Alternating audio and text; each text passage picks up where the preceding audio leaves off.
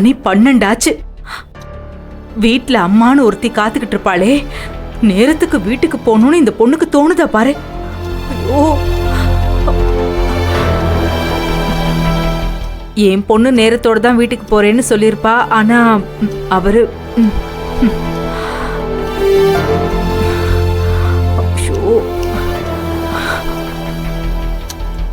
வரதான். மணி என்னாச்சு? படுத்து தூங்காம வாசல பார்த்து வாக்கிங் போயிட்டு இருக்க?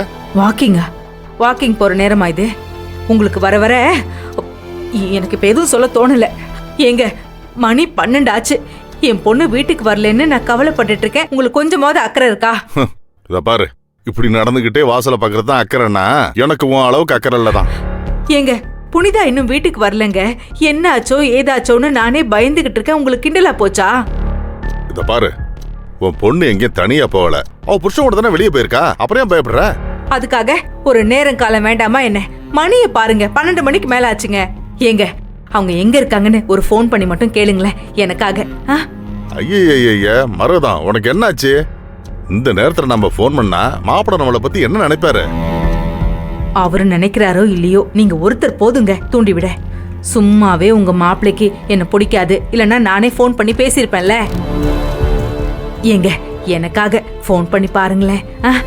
இத பாரு, எதுக்கு நீ இவ்வளவு பதட்டப்படுற? நம்ம பொண்ணு மாப்பிள்ளை கூட தானே போயிருக்கா. வெளியே போன இடத்துல லேட் ஆயிருக்கும்.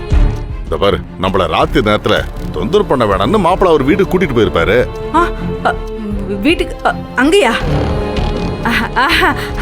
அந்த மாதிரிலாம் இருக்காதுங்க. எனக்கு புனிதாவை பத்தி நல்லா தெரியுமே. அவ அங்கெல்லாம் போறதா இருந்தா என்கிட்ட சொல்லிட்டு போயிருப்பாளே. அவ அங்கெல்லாம் போயிருக்க மாட்டா. போயிருக்க மாட்டா. என்ன நேரமும் உங்ககிட்ட சொல்லிட்டு போக. அவ என்ன ஸ்கூல் படிக்கிற பிள்ளையா?